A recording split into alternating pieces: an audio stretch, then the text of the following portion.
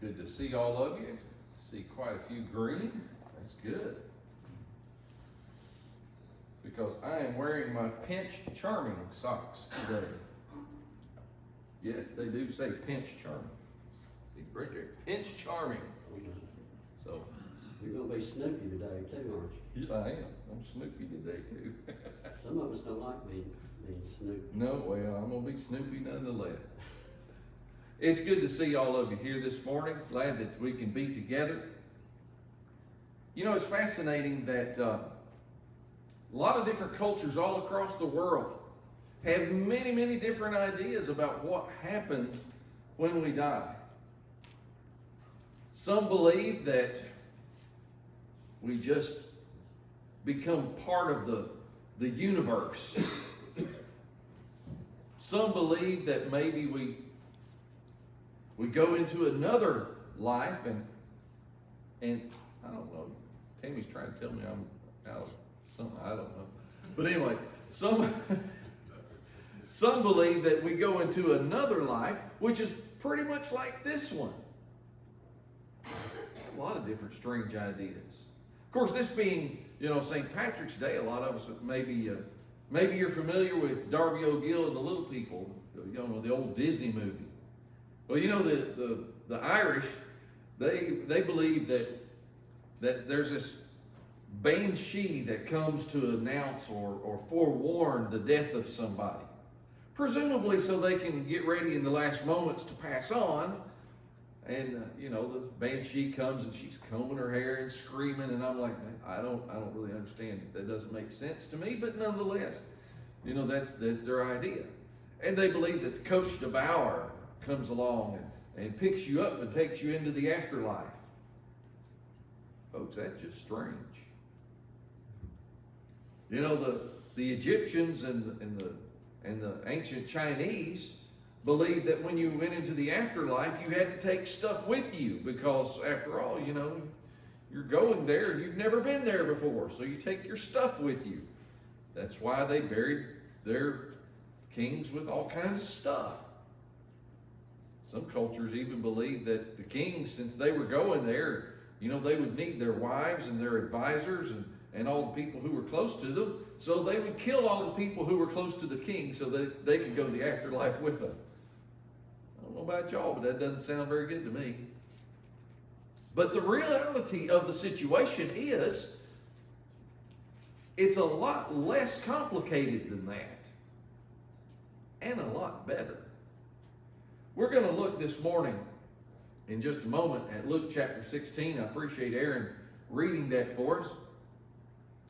We look at this idea of death, and there's tons of people have thought about it because, it's something that we think about. As human beings, we know that we're all going to face it.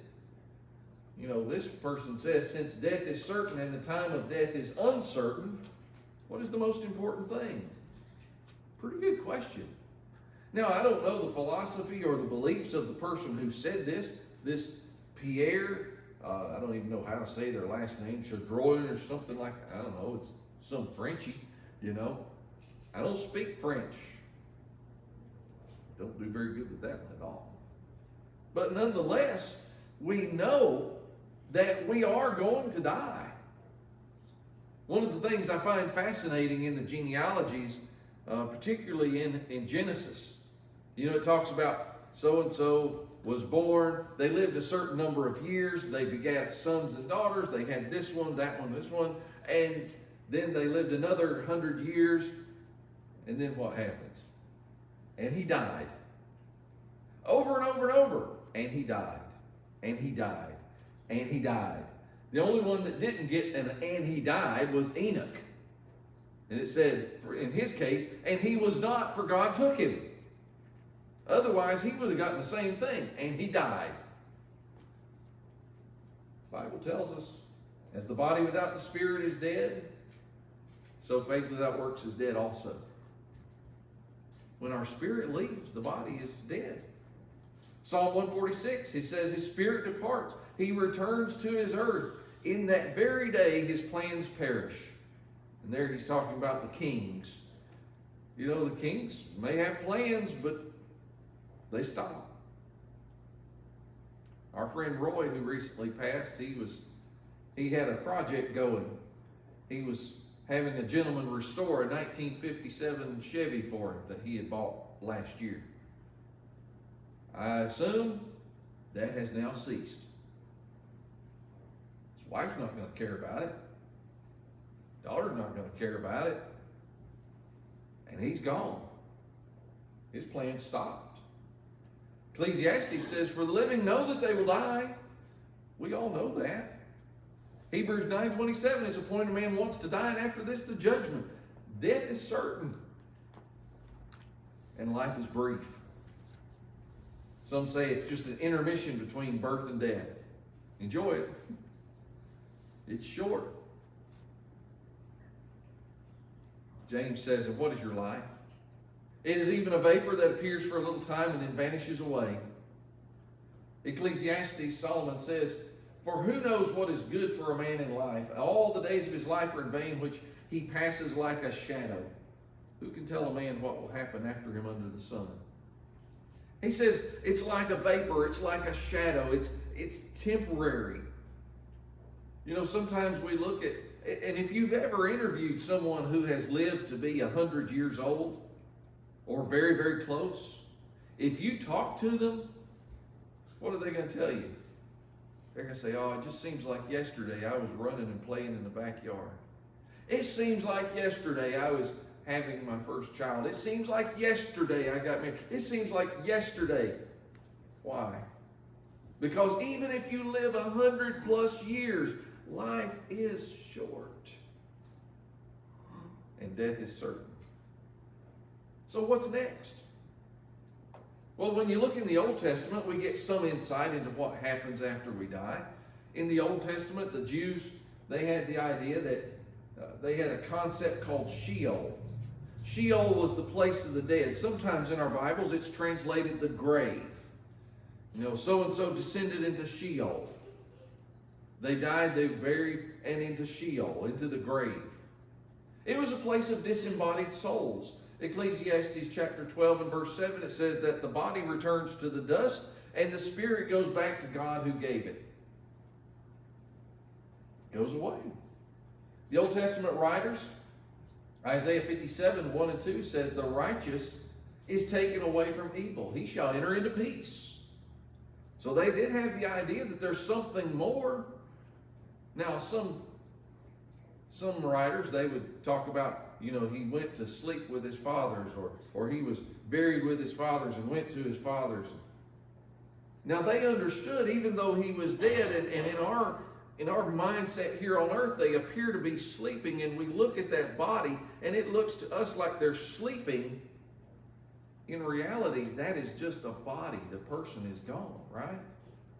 Because the body without the spirit is dead. And so he says, the righteous, they go into peace. But then he says, Daniel says, those who sleep in the dust of the earth shall awake, some to everlasting life, and some to everlasting contempt. They had the idea that when you are buried and you go into Sheol, there's a difference between where you go.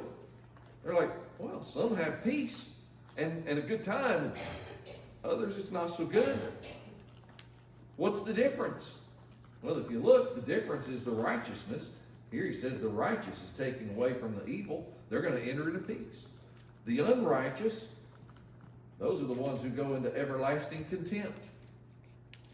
You see, if we were to illustrate the Jewish idea, or the Old Testament information, I guess we should say, on what death looks like, we have life. Here's all of us.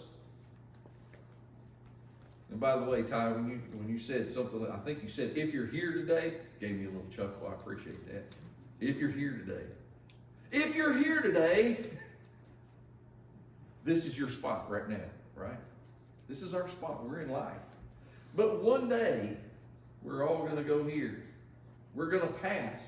And this is just a passing. And, you know, I would like to know, how fast does it take to go from the life part to the afterlife part? I don't know, but I assume it's pretty instantaneous. You know, because it says they were buried and then they wake to everlasting life, or they wake to everlasting contempt. So I would assume it's pretty instant. But nonetheless, the Jews knew that they went to this place, this whole big circle here, Sheol. This is the place where the dead are. This is the spirits. The body's left on earth. The spirits are in this other place. Well, the righteous spirits, they're here, and the unrighteous spirits are here. These have peace, and these have contempt or punishment. Then we go to the New Testament, and we start learning even more.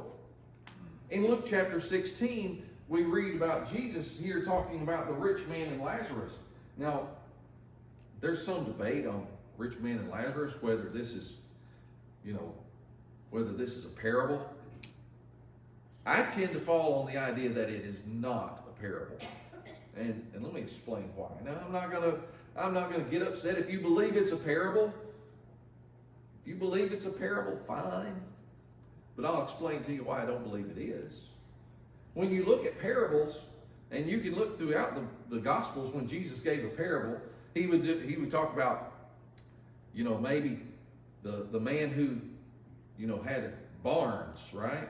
And he was a rich man. Everything went well for him. And he says, oh, hey, what am I going to do? I'm going to have to tear my barns down and build bigger barns, right? Everybody understands what it's like to do well and to have the possibility of not having space for your stuff, right? We understand that. He talked about, the parable of the lost coin. The woman who lost the coin, she sweeps the house, she looks for it. People in that day and time would have understood that. Or maybe the parable of the lost sheep. He talks to the men in the audience. And he says, the man has 100 sheep and he loses one. What does he do? He leaves the 99, he goes and looks for the one. They understood that. It's something that was relatable to them. But I want to ask you, how many people that Jesus was talking to can have first-hand relationship or first-hand idea of what it's like to die? I can tell you, none of them that he was talking to had ever died before. Sometimes I joke and say that I've died before because I have flatlined, but I wasn't really dead. My heart just stopped for a little while. Then they pull out the jumper cables and go, zap me back, right? I wasn't dead. If I was dead, I wouldn't be here, right? So parables have stories that are common that people can relate to. None of the other parables use proper names. Matter of fact, Jesus here, he uses a particular phrase. He says, a certain rich man. And then he says, and there was a beggar named Lazarus. Was this Lazarus somebody that the audience may have known? Quite possibly. Quite possibly. Now, I don't know that this was the same Lazarus who was the brother of Mary and Martha. I assume Lazarus was probably a rather common name at that day and time, just like Jesus or Peter or Cephas or, John. There were a lot of common names. For ages, Michael was the top name among boys. So it was not uncommon for me when I was in school to be in class with 3 or 4 other Michaels, which was a little bit problematic when the teacher calls out, hey, Michael, 4 or 5 of us, yeah. Well, truth be known, probably half of us weren't listening, so the one that was listening answered the teacher. But nonetheless, is it possible they knew a Lazarus? I think it's very possible.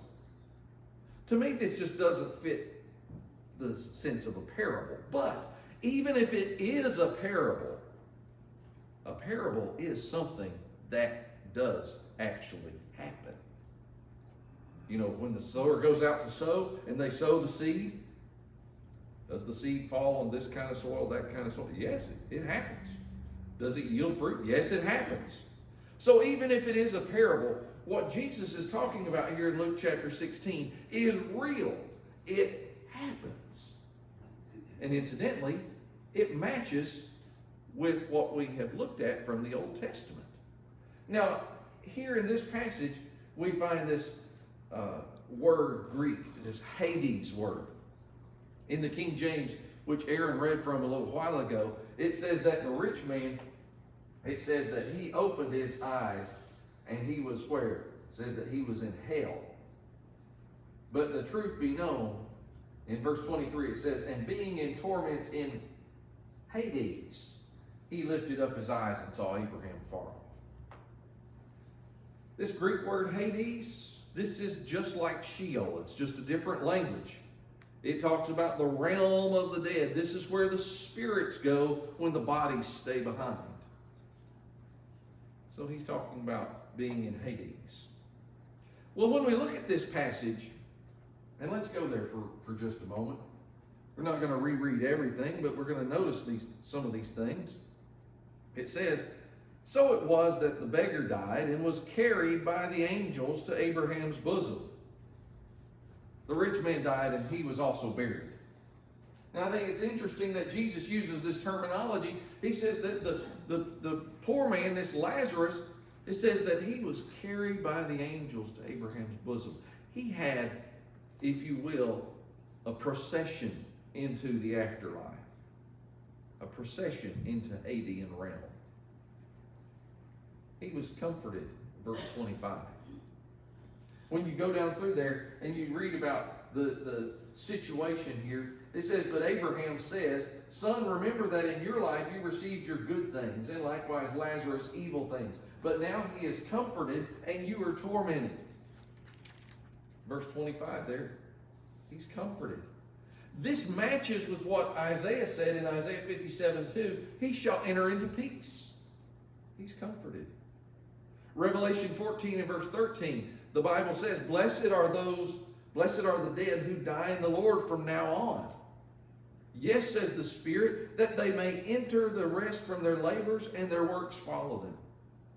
I don't know about y'all, but sometimes I would love to have that rest, wouldn't you? I mean, you think about it. Sometimes we work hard, don't we? Sometimes we work ourselves till we're tired and we even crack our necks or whatever. and you know, we hurt in this life. He said, blessed are the dead who die in the Lord. Blessed, that means at peace and joy. In Luke chapter 23, we read there with Jesus hanging on the cross between the two thieves. And you recall how that initially the two thieves were reviling him, and then eventually one of them says to the other, hey, pretty much let up, you know. and he says to the thief that repented there on the cross, he says to him, today you shall be with me in paradise. This paradise matches with the comfort and the peace that we see in Abraham's bosom. This is that section, if you will. Let's go back there for just a moment. Whoops, I went the wrong direction. There we go. This matches what we see, the place of the righteous, the peaceful place that we read about in the Old Testament. So we see that, boy, I am going all the way back, aren't I? I don't know which way's up, y'all. But we see that when they died, the Lazarus, he went to Abraham's bosom. Good place. What about the rich man? Well, it says he found himself in torments in Hades. What does it mean to be in torments? The Greek word there is basanois. Other versions of that is basanos. The idea that this has to do with great pain, intense pain. And we understand intense pain, don't we? You know, we've all had at some point, or at least most of us have had at some point, intense pain. Whether it be intense pain in our backs, intense pain in our head, intense pain in our chest, intense pain. So we know what intense pain is. In Matthew chapter 4 and verse 24, where it's talking about all the people coming to Jesus to be healed, one of the things it talks about is there were those who came who were in great pain. They were experiencing basanois on this earth. Here he's now experiencing this great pain after death. That's why Abraham says to him in verse 25, he says, I want you to remember that in life you received your good things, but now you're in torments or great pain. we find that as we look at this, it says, and besides, oh, let's get a little bit ahead of myself there. You'll notice back in verse 24, it says the rich man, it says, then he cried and said, Father Abraham, have mercy on me, and send Lazarus that he may dip the tip of his finger in water and cool my tongue, for I am tormented in this flame. So wherever he is in the Hadean realm, in Sheol, wherever he is, not only is he in great pain, but he is in a place where there is flame. It's hot, burning. I don't know if you've ever been burned before, but maybe something as simple as touching an iron, right? It hurts, it burns. I remember one time I was doing some welding, and I dropped something, and without even thinking, I'd already taken my glove off. Without even thinking, I tried to pick it up.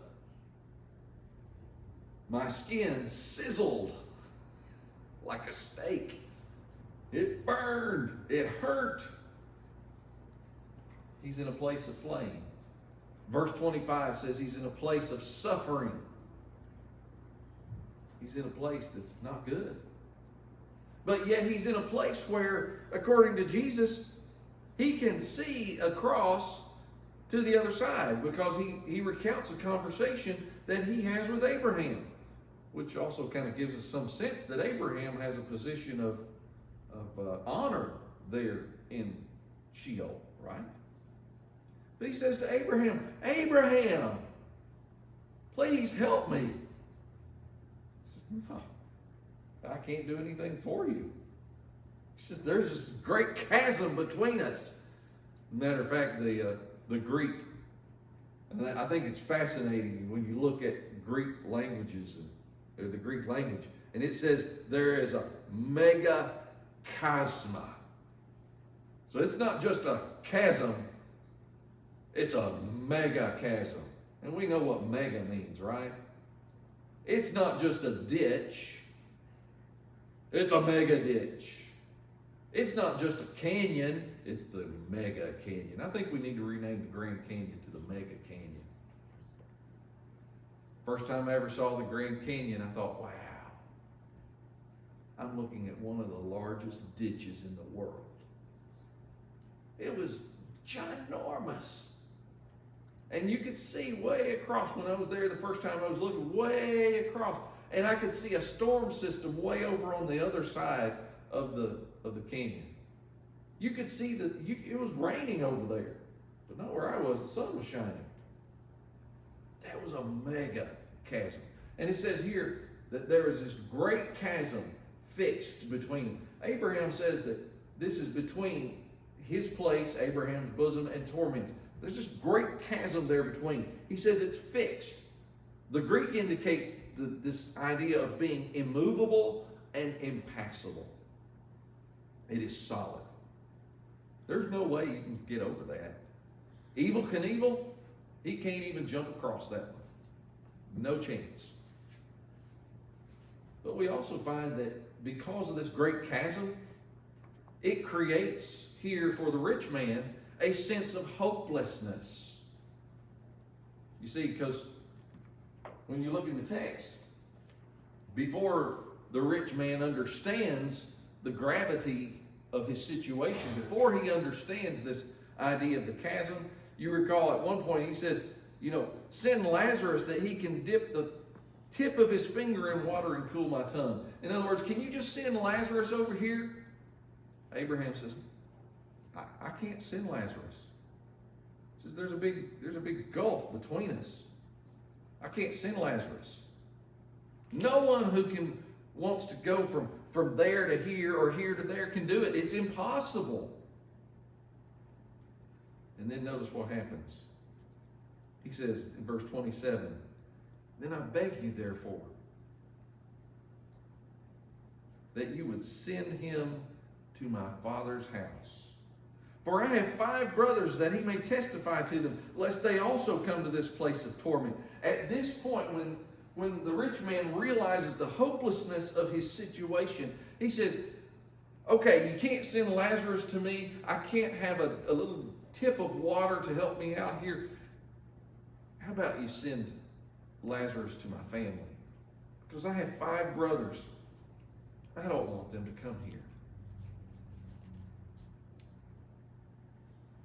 This right here, in my opinion, is one of the most powerful illustrations in the Bible to help us to understand that our loved ones who went on somewhere else, who are lost, do not want us to be there. A friend of mine who's a preacher up in Michigan, he did not grow up in the church. When he realized the truth, at that point, he found that, when he learned the truth, he also realized as he learned the truth that his mother was lost because she had already passed. Obviously, he loved his mother, but he knew she had already gone to her reward, which unfortunately was, Bible's true, torments. Now, at that point, he's faced with a situation, right? If he obeys the gospel, in a sense, in his mind, maybe he condemns his mother because the way she lived didn't match up to the Bible way. And he said Luke chapter 16 was what helped him realize Mama's gone on to that place.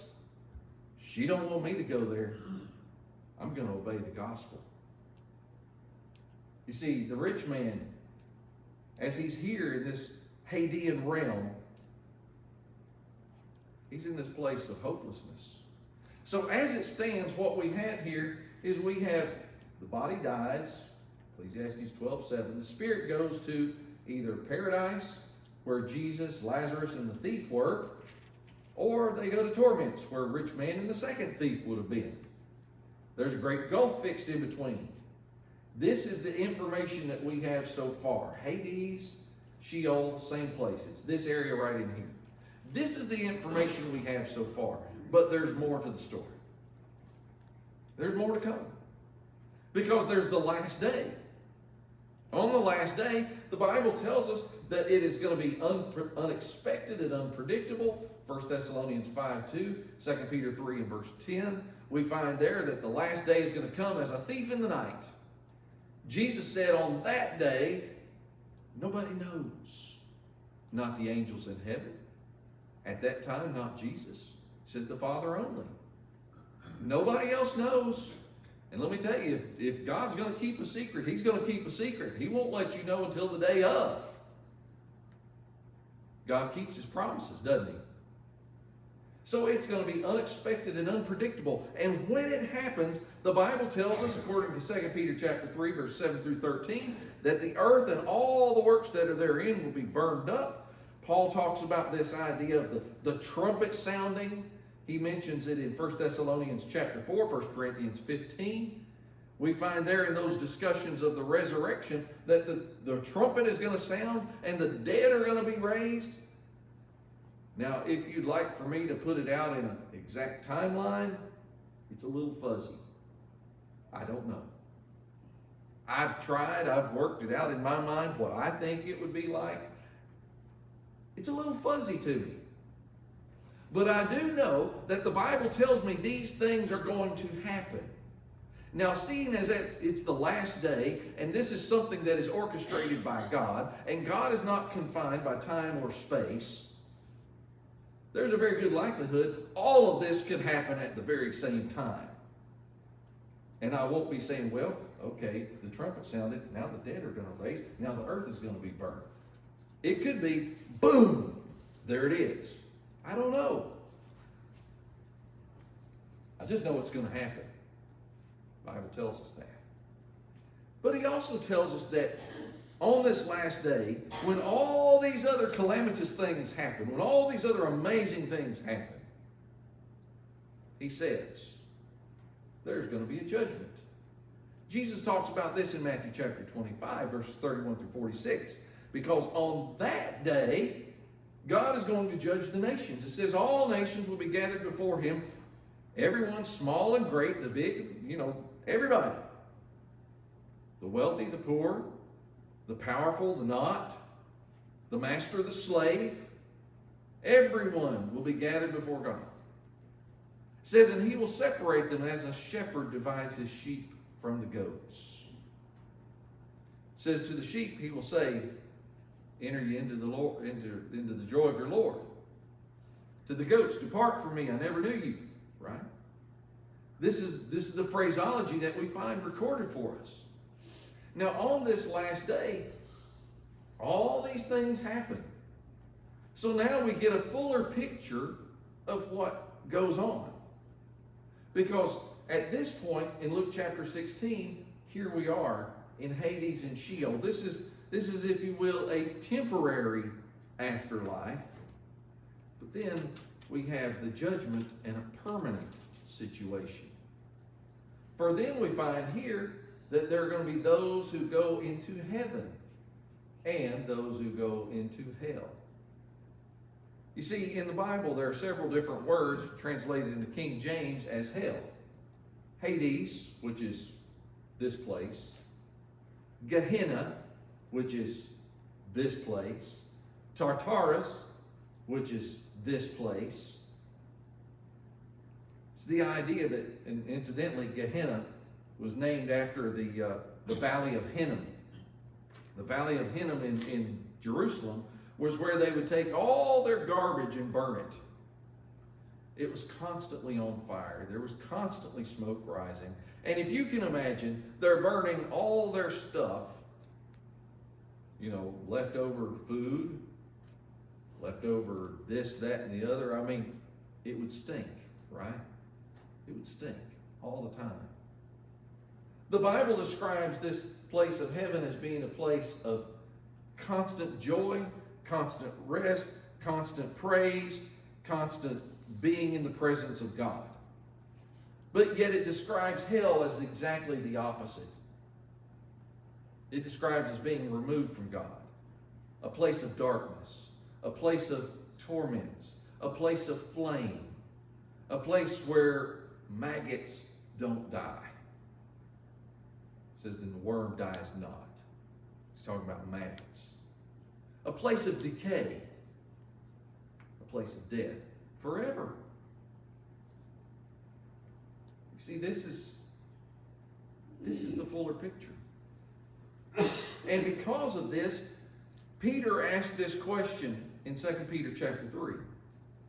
He says, therefore, seeing all these things will be dissolved, what manner of persons ought you to be in all holiness and conduct, or in holy conduct and godliness, looking for and hasting the coming of the day of God? He's asking us the question, what kind of person should we be since we know all of this? It's a valid question, isn't it? Because you see, we have choices. We can be a person of faith, or we can be a person who fears what's coming. The thing I find fascinating is in Thessalonians, in Corinthians, in Peter, when the biblical writers are talking about all of this stuff that's going to happen, when they're talking about the earth being burned up, they're talking about the judgment, they're talking about the resurrection, they're talking about all this. And it's fascinating. They seem to have this phrase that comes up, which says, and comfort one another with these words. What's that tell you? Well, it says, Hebrews chapter 10, verse 31, says it's a fearful thing to fall into the hands of the living God.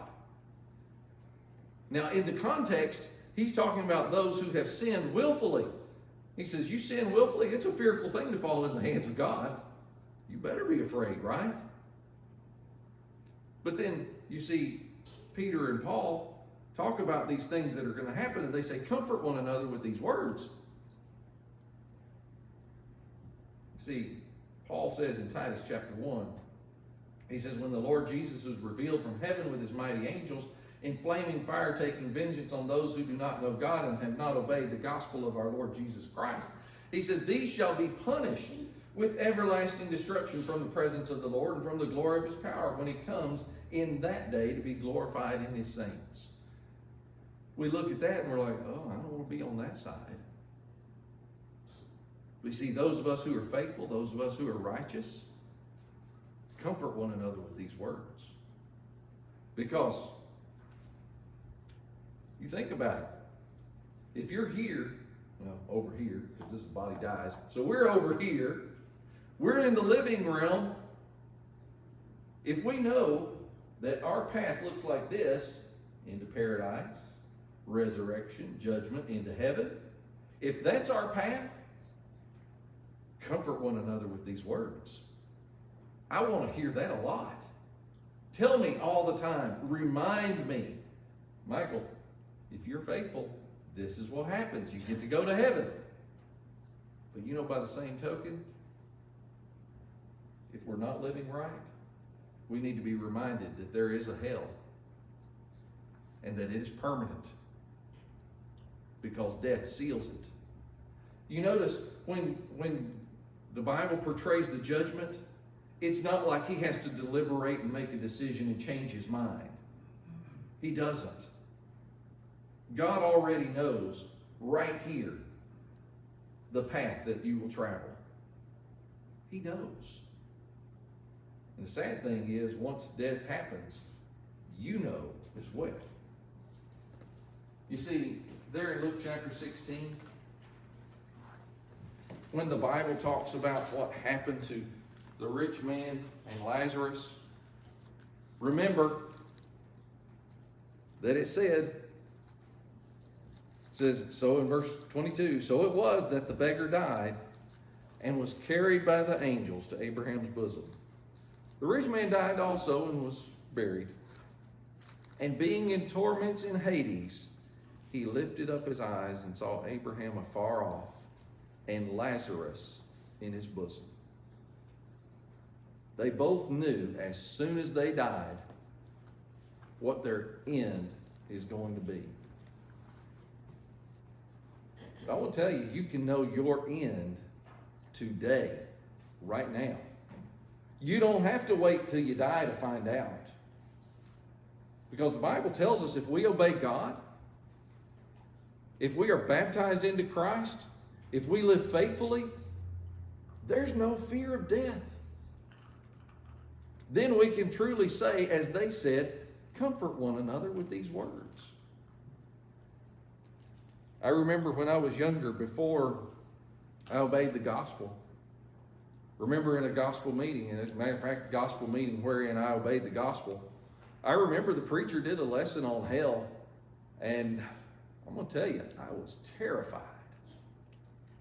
I was terrified. I went home that night, and I couldn't sleep a wink. And you know why? Because I knew while I was still living what my end was going to be. So next time at the gospel meeting, I was like, we got to fix this. This morning, if you need to fix it, fix it. Won't you come while together we stand and while we sing? Let's sing